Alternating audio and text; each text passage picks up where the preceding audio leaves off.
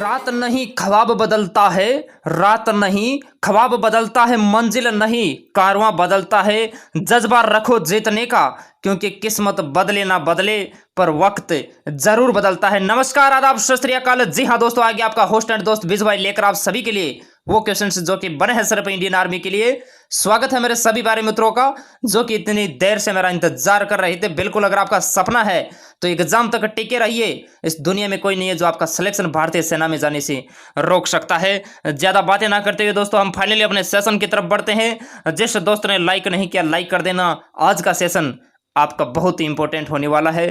Pen और copy साथ में लेकर बैठना, क्योंकि हम चारों ऑप्शनों के बारे में डिस्कस करेंगे जो कि आपके इंडियन आर्मी एग्जाम के लिए बहुत ही ज्यादा इंपॉर्टेंट होंगे। सभी को जय हिंद, सभी को राधे राधे, जय श्री कृष्णा। बिल्कुल इसी जोश और जुनून के साथ आपको पढ़ाई करना है। आपका जो सपना है आई डोंट लाइक अदर भर्ती but only join in Indian army, ये बहुत ही जल्द पूरा होगा। सभी को जय हिंद। एक बार फिर से दोस्तों, इस सेशन के अंदर हम आपको आगामी आर्मी एग्जाम में पूछे जाने वाले महत्वपूर्ण जीएस सामान्य विज्ञान के प्रश्नों के बारे में डिस्कस करेंगे जो कि आपके एग्जाम के लिए बहुत ही इंपॉर्टेंट होंगे। दोस्तों, जब आप एग्जाम देने जाओगे तो आपका दोस्तों जो भाग ब पूछा जाता है सामान्य विज्ञान का पूछा जाता है। एक क्वेश्चन 2 नंबर का रहता है। टोटल अब 15 क्वेश्चन जीएस के पूछे जाते हैं। और दोस्तों इस 30 नंबरों के बारे में हम दोस्तों आज डिस्कस करेंगे। और मान के चलिए दोस्तों, पूरा सेशन देखते हो तो आपका एक भी क्वेश्चन गलत नहीं होगा। इसमें आप कितने क्वेश्चंस करते हो पूरी ईमानदारी से आपको बताना है। अगर आप 12 प्लस तक कर देते हो तो मान के चलिए आपकी तैयारी दोस्तों बहुत ही अच्छी है। कुछ क्वेश्चंस आज डिफिकल्ट हो सकते हैं, लेकिन मेरे दोस्त डिफिकल्ट अगर आप हल करोगे तो आप इजी वाले आराम से सोल्व करोगे। बढ़ते हैं दोस्तों फर्स्ट क्वेश्चन की तरफ। सुनिए दोस्तों, फर्स्ट क्वेश्चन क्या कहता है। फर्स्ट क्वेश्चन आपसे पूछता है कि कास्टिक सोडा का रासायनिक सूत्र है। इन चारों ऑप्शनों को रीड कीजिए और उनके बाद बताइए कि कास्टिक सोडा का रासायनिक सूत्र क्या है। ये बताइए दोस्तों, बहुत ही अच्छा क्वेश्चन है।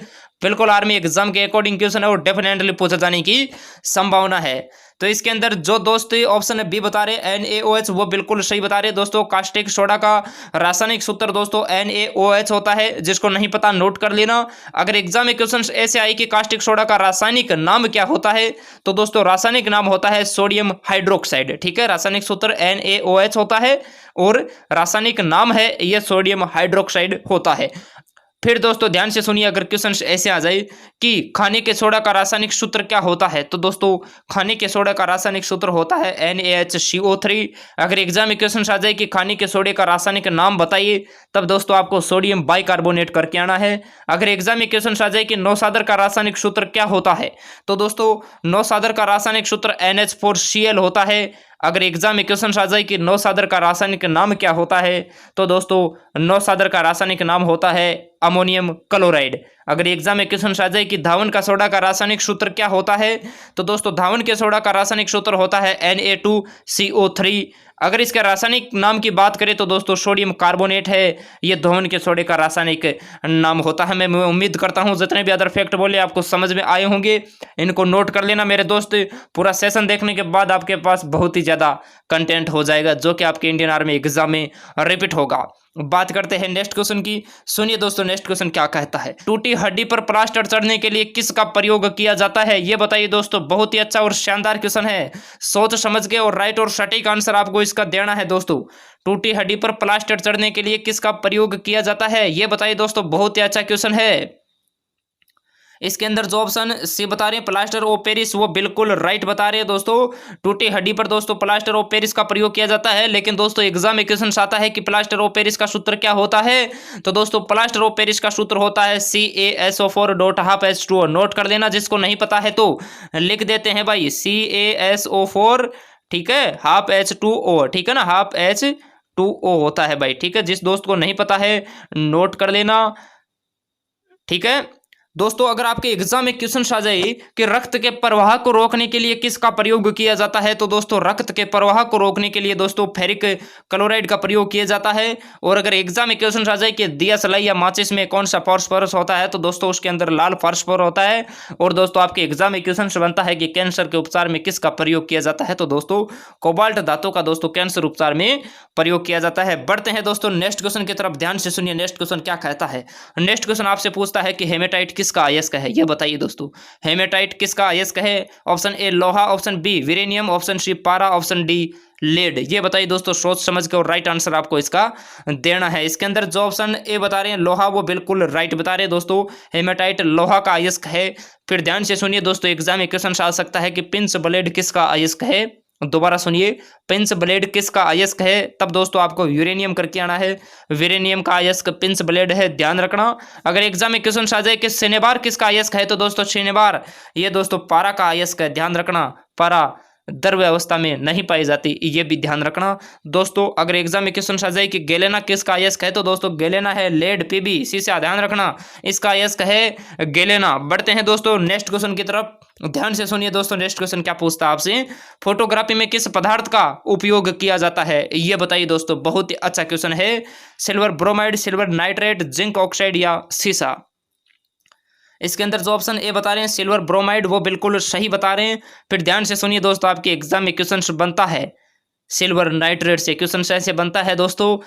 पहले आपको समझा देते हैं, जब आप वोट देने जाते हो तो दोस्तों आपकी अंगुली पे जिस स्याही का निशान लगाया जाता है वो दोस्तों सिल्वर नाइट्रेट की होती है, ठीक है ना। अगर वो सिल्वर नाइट्रेट की नहीं होती तो आप फर्जी वोट भी लगा सकते हो, क्योंकि बाद में आपकी वो निशान मिट जाएगा। ध्यान से सुनिए, क्वेश्चन से इसका ऐसे बनता है कि मतदान के समय मतदाताओं की अंगुलियों पर किसका निशान लगाया जाता है, तब दोस्तों आपको सिल्वर नाइट्रेट करके आना है, ध्यान रखना मेरे दोस्त। अगर दोस्तों क्वेश्चन से ऐसे आ जाए कि मरहम तथा चेहरे की क्रीम बनाने में किसका प्रयोग किया जाता है, तो दोस्तों मरहम तथा चेहरे की क्रीम बनाने के लिए जिंक ऑक्साइड का प्रयोग किया जाता है। और दोस्तों संचयी की बैटरियों में कौन सी धातु होती है, तब दोस्तों आपको शीशा करके आना है। बढ़ते हैं दोस्तों नेक्स्ट क्वेश्चन की तरफ। सुनिए दोस्तों, नेक्स्ट क्वेश्चन में दे रखा है निम्न में से सबसे कठोर धातु कौन सी है। और बहुत से लड़के एग्जाम में, क्योंकि वहां पर थोड़ा दिमाग के अंदर प्रेशर रहता है और हीरा पे टिक लगा के आते हैं, लेकिन मेरे दोस्त इसका राइट आंसर हीरा नहीं होगा। इसके अंदर जो ऑप्शन बी बता रहे हैं प्लेटिनम, वो बिल्कुल राइट बता रहे हैं दोस्तों। ध्यान रखना, सबसे कठोर धातु प्लेटिनम होती है। और सबसे कठोर पदार्थ की बात करें तब दोस्तों आपको हीरा करके आना है, डायमंड, ध्यान रखना, ठीक है ना। बहुत से लड़के यहाँ पर क्वेश्चन को अच्छे तरीके से नहीं पढ़ पाते हैं और फटाक से उसको टिक लगा के बाहर आकर कहते हैं कि हमारे इतने क्वेश्चन सही हुए, लेकिन फिर रिजल्ट आता है तो कुछ और ये लगाता है, ठीक है ना। अगर दोस्तों कुलीन धातु की बात करें, आघातवर्धनीय धातु की बात करें तो दोस्तों वो है सोना। और सबसे भारी धातु की बात करें तो दोस्तों वो है ओस्मियम। बात करते हैं दोस्तों नेक्स्ट क्वेश्चन की, ध्यान से सुनिए नेक्स्ट क्वेश्चन क्या कहता है। नेक्स्ट क्वेश्चन में आपको दे रखा है कि दूध से दही बनाना कौन सा परिवर्तन है, ये बताइए। भौतिक, रासायनिक, दोनों या इनमें से कोई नहीं। दोस्तों परिवर्तनों के जितने भी उदाहरण हैं उनको आप एक बार जरूर रीड करना, आपके सभी ट्रेड के लिए दोस्तों बहुत इंपॉर्टेंट है। दूध से दही बनना कौन सा परिवर्तन है, इसके अंदर जो ऑप्शन बी बता रहे हैं, सॉरी जो ऑप्शन बी बता रहे हैं रासायनिक परिवर्तन, वो बिल्कुल राइट सोच समझ के और सटीक आंसर दे रहे हैं। ध्यान रखना दोस्तों, दूध का सफेद रंग है ये केसिन प्रोटीन के कारण होता है, ध्यान रखना, ठीक है। और दूध से दही बनना ये रासायनिक परिवर्तन है भाई। बढ़ते हैं नेक्स्ट क्वेश्चन की तरफ, ध्यान से सुनिए नेक्स्ट क्वेश्चन क्या कहता है। कंप्यूटर के आविष्कारक कौन है, क्योंकि दोस्तों अभी जो एग्जाम हुआ था 23 फरवरी को, तो उसमें टीडीएन के एग्जाम में गलती से 1-2 क्वेश्चन कंप्यूटर के पूछे गए थे मेरे दोस्त, इसलिए आप टीडीएन से बिलोंग करते हैं तो आपको जरूर दोस्तों कंप्यूटर से क्वेश्चन से 1-2 जो बनते हैं उनको जरूर रीड करना मेरे दोस्त, क्योंकि वैसे ही क्वेश्चन से 1-2 डिफिकल्ट वाले आपके मेरिट में नाम लेकर आते हैं मेरे दोस्त। कंप्यूटर के आविष्कारक इसके अंदर जो ऑप्शन सी बता रहे हैं चार्ल्स बेबेज, वो बिल्कुल राइट बता रहे हैं। फिर दोस्तों सुनिए, आपके एग्जाम में क्वेश्चन बनता है कि रिवॉल्वर का आविष्कारक कौन है, तो दोस्तों रिवॉल्वर का आविष्कारक है दोस्तों सैमुअल कोल्ट। और दोस्तों डायनामाइट का आविष्कारक है दोस्तों अल्फ्रेड नोबेल। और दोस्तों टेलीफोन का आविष्कारक है दोस्तों ग्राहम बेल। बात करते हैं दोस्तों नेक्स्ट क्वेश्चन की, सुनिए दोस्तों नेक्स्ट क्वेश्चन क्या कहता है। नेक्स्ट क्वेश्चन है इनमें से सबसे बड़ा जीवित पक्षी कौन सा है, ये बताना है दोस्तों। बहुत ही अच्छा क्वेश्चन है। ऑप्शन ए चीता, ऑप्शन बी छछूंदर, ऑप्शन सी शुतुरमुर्ग, ऑप्शन डी अजगर। बताइए इनमें से सबसे बड़ा जीवित पक्षी कौन सा है। इसके अंदर जो ऑप्शन सी बता रहे हैं शुतुरमुर्ग, वो बिल्कुल राइट बता रहे हैं दोस्तों। और ध्यान रख साहब, सबसे बड़ा अंडे देने वाला पक्षी भी शुतुरमुर्ग है भाई। अगर एग्जाम में क्वेश्चन आ जाए कि सबसे तेज दौड़ने वाला जंतु कौन सा है, तब आपको फटाक से आंसर देना है कि सर सबसे तेज दौड़ने वाला जंतु चीता है। सबसे छोटा स्तनी कौन सा है, तो दोस्तों वो है छछूंदर, ध्यान रखना। और सबसे बड़ा सर्प की बात करें तो दोस्तों वो है अजगर। जिस दोस्त को नहीं पता है ईमानदारी से नोट करते चलना। और जिस दोस्त ने अभी तक लाइक नहीं किया तो सेशन को आपसे निवेदन है कि आप एक बार लाइक जरूर करें, ताकि हम आपको और अच्छा कंटेंट प्रोवाइड करें, ताकि आपकी सफलता में कोई दिक्कत ना हो मेरे दोस्त। बढ़ते हैं दोस्तों नेक्स्ट क्वेश्चन की तरफ। सुनिए नेक्स्ट क्वेश्चन क्या कहता है। नेक्स्ट क्वेश्चन आपसे पूछता है कि प्लेग रोग जो कि चूहे के काटने से होता है, प्लेग रोग कौन सा अंग प्रभावित करता है? आपको यह बताना है। फेफड़ा, आंत, तंत्रिका तंत्र या डिप्थीरिया? ये बताइए सोच समझ के, और सटीक आंसर आपको इसका देना है, ध्यान रखना। इसके अंदर जो ऑप्शन ए बता रहे फेफड़ा, वो बिल्कुल राइट बता रहे हैं दोस्तों। ध्यान रखना, निमोनिया से भी फेफड़ा अंग प्रभावित होता है और टाइफाइड से आंत होता है। लेकिन एग्जाम में क्वेश्चन आ जाए कि टेटनस रोग से हमारे शरीर का कौन सा अंग प्रभावित होता है, तो दोस्तों तब आपको तंत्रिका तंत्र करके आना है, और तंत्रिका तंत्र की इकाई न्यूरॉन होती है, ये भी आप ध्यान रखना। और डिप्थीरिया से दोस्तों गला प्रभावित होता है, ध्यान रखना। बढ़ते हैं दोस्तों नेक्स्ट क्वेश्चन की तरफ। ध्यान से सुनिए नेक्स्ट क्वेश्चन क्या कहता है। नेक्स्ट क्वेश्चन आपसे पूछता है कि भूकंप की तीव्रता किस यंत्र से मापी जाती है? और इस क्वेश्चन में भी बहुत से लड़के कंफ्यूज होते हैं, फटाक से सिस्मोग्राफ करके आते हैं मेरे दोस्त। इसका राइट आंसर जो ऑप्शन बी बता रहे रिएक्टर स्केल, वो बिल्कुल राइट बता रहे हैं दोस्तों। भूकंप की तीव्रता है ये दोस्तों रिएक्टर स्केल से मापी जाती है। भूकंप का अध्ययन है ये दोस्तों सिस्मोग्राफ में किया जाता है, ध्यान रखना। अगर एग्जाम में क्वेश्चन आ जाए कि मानव शरीर का तापमान किस से मापा जाता है, तो दोस्तों वो मापा जाता है थर्मामीटर से मापा जाता है, ध्यान रखना। अगर एग्जाम में क्वेश्चन आ जाए दोस्तों कि वर्षा मापने वाला यंत्र कौन सा है, तो दोस्तों वर्षा मापने वाला यंत्र है ये दोस्तों रेन गेज है। बढ़ते हैं दोस्तों नेक्स्ट क्वेश्चन की तरफ। सुनिए दोस्तों नेक्स्ट क्वेश्चन में दे रखा है रेडियो सक्रियता मात्रक होता है, बताइए रेडियो सक्रियता का मात्रक क्या है? आपको बताना है वेबर, फेराडे, क्यूरी या जूल? ये बताइए दोस्तों, बहुत ही अच्छा क्वेश्चन है। इसके अंदर जो ऑप्शन सी बता रहे हैं क्यूरी, वो बिल्कुल राइट बता रहे हैं दोस्तों। अगर एग्जाम में क्वेश्चन आ जाए कि चुंबकीय फ्लक्स का मात्रक क्या होता है, तो दोस्तों चुंबकीय फ्लक्स का मात्रक वेबर होता है, और विद्युत धारिता का मात्रक दोस्तों फेराडे होता है, और दोस्तों कार्य ऊर्जा का मात्रक होता है दोस्तों जूल। बात करते हैं नेक्स्ट क्वेश्चन की। दोस्तों सुनिए नेक्स्ट क्वेश्चन क्या कहता है। परमाणु के नाभिक में उपस्थित होते हैं, बताइए परमाणु के नाभिक में कौन कौन उपस्थित होते हैं? ये बताइए दोस्तों, proton, neutron, neutron, electron, electron, proton, या इनमें से कोई नहीं? सोच समझ के राइट आंसर देना है। इसके अंदर जो ऑप्शन ए बता रहे हैं प्रोटॉन और न्यूट्रॉन, वो बिल्कुल सही बता रहे हैं, ध्यान रखना। परमाणु की खोज डाल्टन ने की थी, और इसके नाभिक में उपस्थित परमाणु प्रोटॉन और न्यूट्रॉन होते हैं, और इलेक्ट्रॉन है ये दोस्तों बाहरी चक्कर लगाता है। आप ये भी ध्यान रखना दोस्तों, प्रोटॉन है ये धनात्मक होता है, इलेक्ट्रॉन दोस्तों ऋणात्मक होता है, और न्यूट्रॉन है इस पर कोई चार्ज नहीं लगता, ये न्यूट्रल होता है, उदासीन होता है, ध्यान रखना। बात करते हैं नेक्स्ट क्वेश्चन की। ध्यान से सुनिए नेक्स्ट क्वेश्चन नया क्वेश्चन है, नोट कर लेना, शायद ये आपने नहीं पढ़ा होगा।